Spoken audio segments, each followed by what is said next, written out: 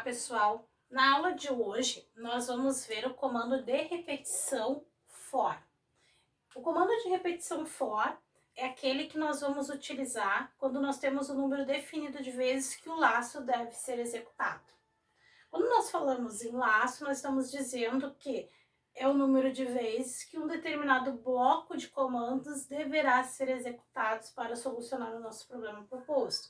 Quando a gente fala em laço, também podemos estar falando de loopings, tá, pessoal? Então não esqueçam, comandos de repetição são aqueles que nos permitem executar uma ou mais vezes determinados blocos de comandos. Nos permitem entrar dentro de loops, entrar dentro de laços e assim sucessivamente. Não esqueçam desses conceitos, tá? Então, o comando de repetição for, como é que ele trabalha, né? Qual é a sintaxe dele, a metodologia dele para a programação de computadores? Então, o for, ele sempre começa, né? For, e entre parênteses, nós vamos passar 3 argumentos para o comando for. O primeiro argumento é uma inicialização, o segundo argumento é uma condição que deve ser testada e o terceiro é uma atualização que deve ocorrer, tá? Essa atualização, ela pode ocorrer da forma que eu vou explicar para vocês ou a partir de leituras que estão vindo do teclado, tá, pessoal? Então, dei uma lida no material para vocês entenderem essa parte, tá? Então, assim, a inicialização do for, o que eu tenho que fazer ali? Eu tenho que inicializar a variável de controle do laço. Essa variável, geralmente, ela é um contador, que ela vai controlar o número de vezes que ela passou dentro daquela estrutura, ou seja, o número de vezes que ela executou aquele bloco de comandos. A partir da inicialização da variável de controle, eu tenho que testar uma condição. Uma condição é uma expressão lógica ou relacional, que é aquela que me retorna um valor verdadeiro ou falso, 0 ou 1 na linguagem de programação C, como eu já havia explicado para vocês anteriormente. Então, a condição sempre vai trabalhar com os operadores relacionais, maior, menor, igualdade, maior ou igual, menor ou igual, ou diferente. A atualização, ela é, então, a atualização da variável de controle que foi inicializada lá no primeiro argumento passado para a função, certo? Então, qual é o mecanismo dele, né?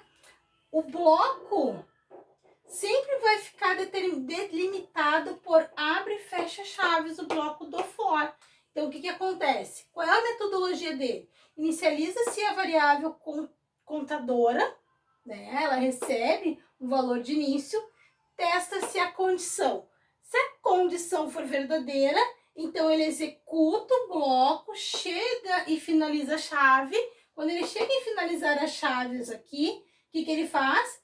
Ele retorna para a atualização, atualiza a variável controladora do laço, testa a condição, condição verdadeira, executa novamente, retorna, atualiza a variável controladora, testa a condição, condição verdadeira, executa, volta e atualiza a variável controladora do laço. E testa a condição, ou seja, enquanto essa condição me retornar um valor verdadeiro, ele vai executar, atualizar, testar a condição. Executar o bloco, atualizar e testar a condição. Quando a condição for falsa, ele não executa o bloco e segue o resto do programa. Então, essa é a metodologia de funcionamento do comando for. Agora, nós vamos ver um exemplo, pessoal, que é o mesmo que nós vimos lá para o comando while e o comando do while, que também são comandos de repetição.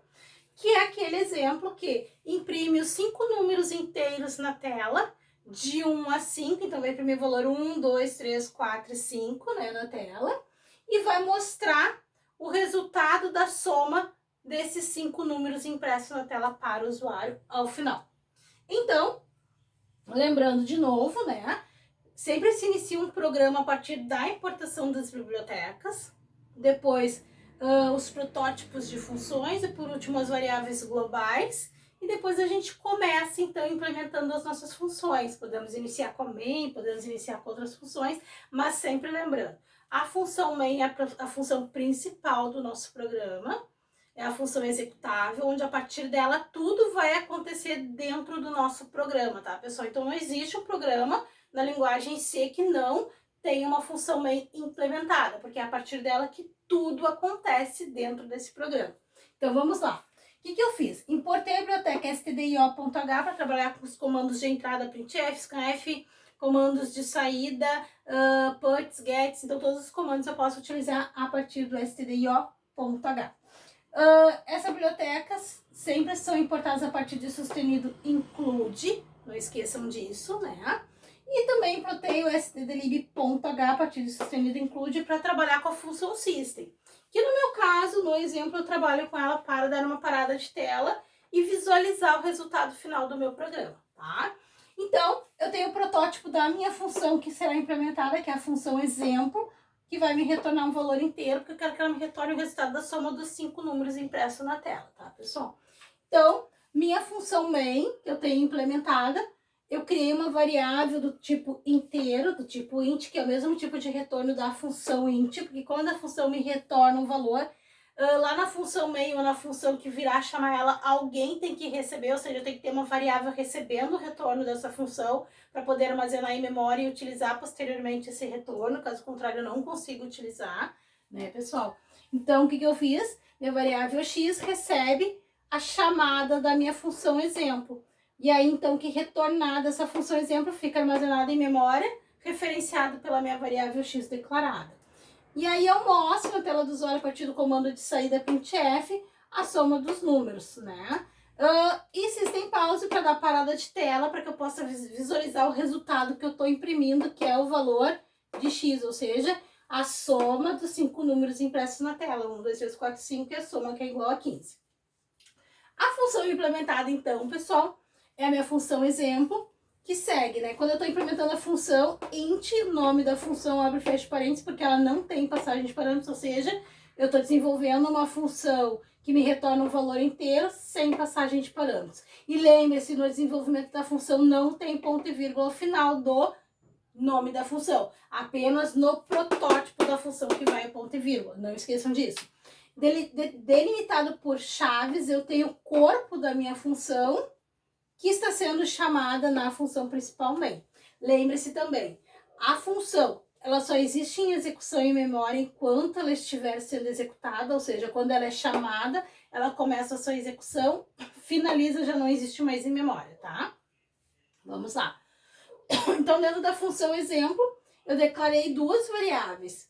Uma variável n e uma variável soma, que já é inicializada em 0. A variável n é a minha variável controladora do laço de repetição for, né? Por isso ela não recebe o início aqui, sim lá dentro do for. A minha variável soma é um acumulador que vai somar todos os números gerados por n na tela. E as duas são do tipo int. Disparo para a tela, então, os números de 1 a 5, a mensagem, né? Para o usuário saber o que eu estou imprimindo na tela. E o for começa a executar. Então, o que eu faço? For inicializa a minha variável n, que é a minha variável contadora e controladora do laço de repetição for. Essa variável n inicializa em 1, eu testo a condição. Então, enquanto n for menor ou igual a 5, eu me mantenho dentro desse loop aqui, tá? E aqui, a atualização, eu estou incrementando a variável n, que acontece a atualização dela, tá? E aí, eu mostro na tela o valor de n e acumulo o valor de n na minha variável acumuladora soma.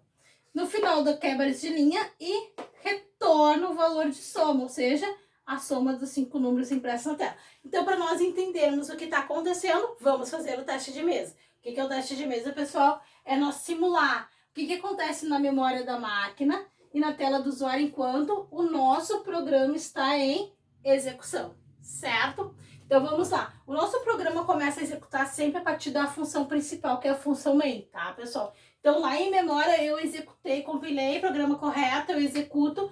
Lá na memória, eu já tenho a minha função main rodando. Então, o que acontece? Na função main, eu tenho uma variável x do tipo int. O que eu estou fazendo quando eu declaro uma variável? Eu estou alocando um espaço em memória que será referenciado pela variável x. E ele é do tipo int. Eu estou dizendo que aloquei um espaço em memória que é referenciado, que o endereçamento dele será referenciado por x dentro do meu programa. Toda vez que eu chamar x, eu estou manipulando esse endereçamento de memória. E ele é do tipo int, ou seja, aqui dentro só posso armazenar valores numéricos do conjunto dos inteiros, lembre-se disso. Quando eu faço x recebe comando de atribuição, exemplo. Quem é exemplo? Eu vou lá e verifico. Exemplo é um protótipo de função que foi desenvolvido. Então, o que a main faz?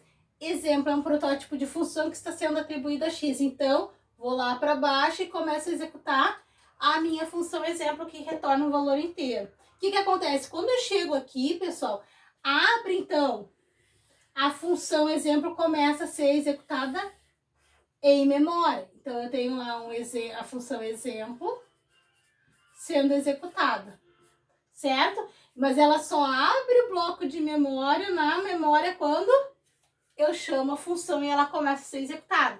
A função exemplo, ela possui duas variáveis do tipo int. Então, eu aloco espaço em memória durante essa declaração para a variável n e aloco espaço em memória para a variável soma. E soma sai inicializada de zero. Então, lá minha variável soma já tem o valor zero armazenado em memória. Então, o que acontece? Esse bloco que está sendo utilizado de memória só existe enquanto essa função estiver em execução. Quando eu finalizar aqui, isso aqui já não existe mais. Vamos lá. Printf. O que o printf faz, pessoal? Ele imprime na tela. Então, lá na tela do usuário vai aparecer a mensagem. Tudo que eu prevejo entre aspas duplas é a minha string de controle. Então, na string de controle, eu tenho que prever tudo que eu quero imprimir na tela, tá? Então, _n faz o quê? Quebra uma linha lá na tela do usuário. _t dá uma tabulação. E segue imprimindo. O que eu tenho? N. %c, o código de controle referente ao caractere. Então, ele está dizendo, ó, aqui no lugar desse %c, eu vou imprimir o caractere representado por 163 lá na tabela ASCII, né? É isso que eu tô dizendo. Então, ele imprime na tela o caractere representado por 166, que é o com acento agudo minúsculo. Então, imprime lá o com acento agudo minúsculo, seguido da cadeia de caracteres. Números, formando a mensagem, números de 0 a 5. 2 pontos. _n faz o quê? Quebra a linha, veio para a linha de baixo. Quando eu chego no for, eu começo for n recebe 1. O for é o nosso para, tá? Então, eu estou dizendo para n receber 1, de n menor ou igual a 5, e incrementa n. Então, for n recebe 1. Lá em memória, a variável n vai ficar com o valor 1. Ele testa a condição. Valor de n no momento que é 1 é menor ou igual a 5, condição verdadeira. O que eu faço? Entro no laço. Printf faz o quê? Dispara para a tela. Ele dá uma quebra de linha, ele dá um _t, que é uma tabulação, _t mais uma tabulação, _t mais uma tabulação, chama o %d, e aí o que é o %d? É um código de controle referente ao número inteiro, que está sendo chamado na lista de argumentos, ó. Então, no lugar de %d, ele imprime o valor de n, que hoje é 1. Nesse momento é 1. Imprimiu na tela, quebrou a linha, voltou para cá. Soma é um acumulador. Lembra o que soma mais recebe n? Soma mais recebe n. N sendo atribuído a soma mais equivale a um acumulador, que é o quê? Isso aqui equivale a soma recebendo soma mais n. Lembra disso? Então, vamos lá. É uma expressão reduzida. Então, soma recebe. Soma que é 0 mais o valor de n. Eu tenho 0 mais 1, 1. E atribuo a própria variável soma. Tá lá. O que ele faz? Fecha chaves. Ele não segue o resto do algoritmo, do programa, né, pessoal? Ele volta e atualiza a variável de controle do laço, que é o meu contador. N++. O que equivale a N++? N++ é N recebendo N mais 1. Lembram disso? Então, é isso que nós vamos fazer. Eu incremento N. Então, N que é 1, mais 1 eu tenho 2 e atribuo ao próprio N. O N que era 1 passa a ser 2. O que ele faz? Testa a condição. 2 é menor ou igual a 5? Verdadeiro. Sendo verdadeiro, entrei no laço. Printf, já tô aqui, ó, pessoal. Printf, dou 3 _t, tabulações, e imprimo o valor de %d, que é N. 2 em memória, imprimiu na tela. Soma recebe soma mais N. Então, 1 mais valor de N, que é 2, eu tenho 3. E atribuo a própria variável, soma.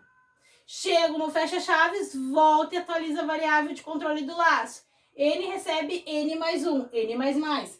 2 mais 1 eu tenho 3 e atribuo a N. Testo a condição. 3, valor de N no momento, é menor ou igual a 5? Verdadeiro. Entrei no laço, imprimi na tela o valor de N. Percent D, código de controle referente ao número inteiro que está armazenado em N.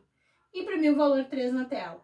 Passou para o próximo comando, soma recebe soma mais N, ou seja, 3 mais 3, 6, e atribuo a própria variável, soma. Chegou no fecha-chaves, volta e atualiza a variável de controle.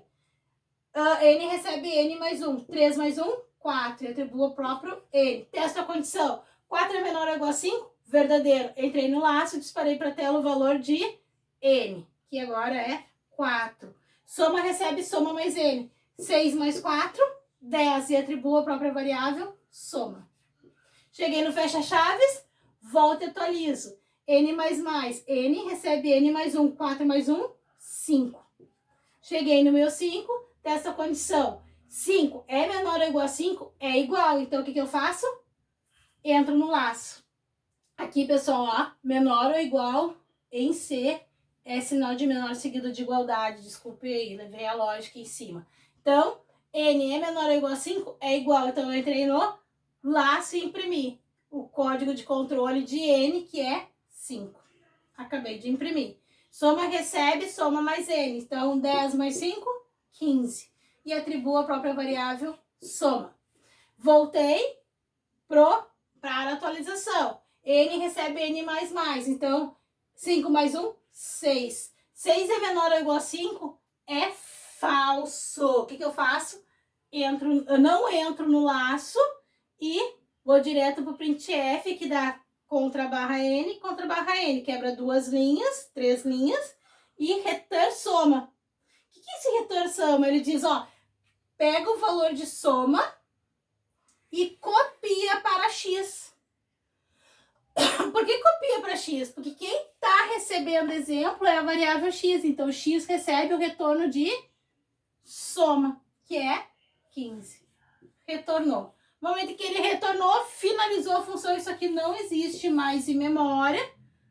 E ele vem para cá e segue executando. Printf contra barra T e imprimir na tela. Soma